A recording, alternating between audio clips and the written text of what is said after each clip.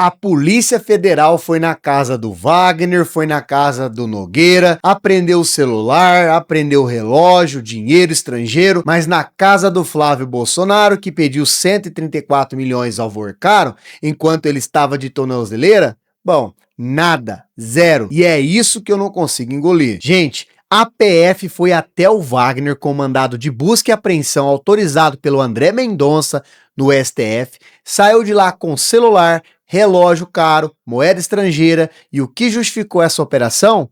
Apartamento de 2,5 milhões, viagens em jatinho, ingresso para show, contratos para família, tudo isso vinculado ao Vorcaro e ao Banco Master. Aí a PF foi até o Nogueira, mesma coisa, mandado autorizado, operação realizada. No caso dele, a investigação aponta para pelo menos 6 milhões em repasses, viagens internacionais em aeronaves privadas e uma emenda apresentada no Senado que, segundo os investigadores, foi redigida pelo próprio Banco Master para ampliar o teto do FGC, beneficiando, é claro, diretamente o banco. Ou seja, em dois casos com perfis diferentes de suspeita, a PF agiu.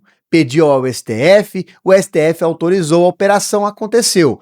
Mesma régua, mesma lógica, mas aí chega o Flávio Bolsonaro e de repente a régua acaba sumindo. E eu quero entender por quê. O que a Polícia Federal tem registrado sobre o Flávio não é pouco. É uma solicitação de 134 milhões feita por um senador da República a um banqueiro que já estava cumprindo medidas cautelares, usando tornozeleira eletrônica, 134 milhões, para financiar um filme sobre o pai dele. E não foi uma conversa por telefone, não foi e-mail informal, foram encontros presenciais em mais de uma ocasião, em mais de uma cidade. O Lauro Jardim revelou no O Globo que, além do encontro de novembro de 2025 em São Paulo, que o próprio Flávio já tinha admitido publicamente, houve pelo menos mais um, ainda no primeiro semestre de 2025, em Brasília, na mansão que o Vorcaro mantinha alugada na capital. Reuniões reservadas, só os dois. Isso já está documentado, já está nos registros de investigação, e mesmo com tudo isso na mesa, nenhum mandato de busca e apreensão foi pedido, nenhum autorizado, nenhuma operação foi realizada contra o Flávio. Alguém aqui consegue me explicar essa diferença? Eu sei que tem uma explicação técnica que acaba circulando nos bastidores. Eu vou te contar porque você com certeza merece saber o outro lado. A linha do raciocínio ela é a seguinte: a investigação ela estaria buscando não somente o pedido do dinheiro, mas também a contrapartida, o benefício concreto recebido em troca. No caso do Wagner, tem um apartamento, tem as viagens, os contratos da família, vantagens tangíveis rastreáveis. E no caso do Nogueira, tem os repasses e a emenda feita dentro do banco. No caso do Flávio, os investigadores ainda não teriam identificado evidências suficientes de retorno concreto pelo que foi solicitado. O próprio Flávio diz que era uma negociação privada sobre o filme. Beleza, eu ouço esse argumento, mas aqui é onde eu acabo travando. Porque busca e apreensão não exige prova fechada. Exige indício, exige fundada suspeita de que existem evidências que precisam ser preservadas antes que somam. E se 134 milhões solicitados por senador, a banqueiro investigado, com múltiplos encontros presenciais documentados, não é um indício suficiente, então o que é? Porque olha o que a operação de busca e apreensão faz na prática. Ela não é condenação, ela não é julgamento, ela é uma ferramenta de preservação de provas. Você vai lá, pega o celular da pessoa, pega os documentos, garante que nada vai ser apagado, nada vai ser destruído, nada vai sumir de maneira misteriosa enquanto a investigação avança. Essa é a lógica. Foi exatamente isso que acabou acontecendo com o Wagner. Saíram de lá com os celulares dele, e foi isso que acabou acontecendo também com o Nogueira. A PF entendeu que precisava garantir as provas antes que o tempo passasse. Mas no caso do Flávio Bolsonaro, que teve múltiplos encontros com o Vorcaro ao longo de meses, que pediu 134 milhões, que esteve pessoalmente na casa do banqueiro, simplesmente enquanto ele cumpria medidas cautelares, a PF não sentiu essa mesma urgência em preservar as provas. Os celulares do Flávio não têm conversas relevantes? Os registros desse encontro não precisam ser garantidos? Essa simetria simplesmente não tem explicação convincente até agora, nenhuma. Tem quem diga que a PF e também o André Mendonça estão sendo mais cuidadosos com o caso do Flávio justamente pelo tamanho do impacto político, que estão inclusive aprofundando as investigações antes de dar um passo mais contundente, para chegar, claro, com um pacote de provas mais robusto e até mesmo mais blindado de questionamentos. Eu entendo até essa lógica, de verdade. Investigação séria não se faz com pressa, mas aqui tem um detalhe que não dá para ignorar.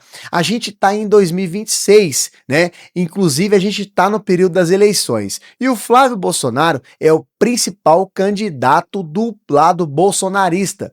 Então, cada mês que passa sem uma ação da PF em relação a ele, é um mês que essa investigação fica parada numa gaveta enquanto a campanha vai tomando cada vez mais forma. E é aí que a pergunta acaba virando outra. Se a PF agir tarde demais, vai parecer que esperou o momento eleitoral para agir. E se agir agora, vai parecer perseguição política. Então, esse é um campo minado, mas campo minado não pode ser desculpa para aplicar a lei de forma diferente, dependendo do sobrenome do investigado. Agora, já que nós estamos falando de impacto político, deixa eu te trazer um dado concreto aqui. O Datafolha publicou pesquisa mostrando Lula com 41% das intenções de voto contra 31% do Flávio no eventual primeiro turno. Flávio Bolsonaro é hoje o adversário mais forte que o Lula teria em 2026. É o nome que o campo bolsonarista está apostando,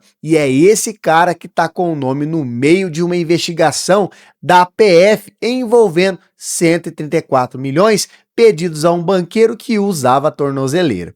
Então, qualquer passo que a PF der ou deixar de dar nessa direção vai virar arma política dos dois lados. O campo bolsonarista já está de prontidão para gritar perseguição. O campo da oposição ao bolsonarismo já está cobrando isonomia. E no meio desse cabo de guerra, é claro que está acontecendo uma investigação real, com fatos reais, que deveria seguir o seu curso baseada em evidências e em lei, não em calendário eleitoral, não em pressão política e, é claro, não em conveniência de nenhum lado. Agora, deixa eu ser direto sobre o que me incomoda no fundo de tudo isso.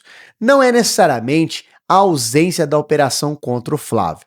Pode ser que a Polícia Federal tenha razões técnicas sólidas que a gente ainda não conhece. O que acaba incomodando é o silêncio, é a falta de qualquer explicação pública sobre por que a mesma régua que foi aplicada ao Wagner e também ao Nogueira não foi aplicada ao Flávio. Porque quando você investiga um lado e não investiga o outro, sem dar uma explicação ou demonstrar o critério que você está usando ali, você acaba abrindo espaço para a pior das interpretações, que a justiça no Brasil ainda funciona de forma seletiva, dependendo de quem você é ou de qual partido você faz parte, de quais aliados você tem. Então, essa narrativa, seja ela verdadeira ou não, corrói a credibilidade das instituições, corrói a confiança da população na PF, lá no STF, no sistema como um todo. E a única forma de combater essa narrativa é com transparência, com isonomia visível, não só proclamada, com a mesma operação quando os indícios justificam. E pelos indícios que nós temos, simplesmente eles justificam. Então é isso, pessoal. Não estou aqui defendendo o Wagner, não estou defendendo o Nogueira. Se tiver prova contra eles, que respondam, tem que ser investigado mesmo, mas também não vou ficar aqui em silêncio quando a pergunta óbvia fica sem resposta. Porque na casa do Wagner teve busca e apreensão e na do Flávio não. Então, essa não é uma pergunta de esquerda, não é uma pergunta de direita, é uma pergunta de cidadão que sim quer que a lei seja igual para todo mundo, independente do partido, independente do sobrenome e, é claro, independente de quem vai ganhar ou vai perder a eleição com isso. Se a PF tem razão para não ter agido ainda, que explique. Se o STF tem critério técnico diferente para o caso do Flávio, que apresente. Agora, porque o silêncio, nesse caso, inclusive, não protege ninguém, só acaba alimentando ainda mais a desconfiança, e desconfiança nas instituições é um preço alto demais para o Brasil pagar. Deixa nos comentários aqui o que você acha. Essa conversa precisa acontecer fora da bolha também.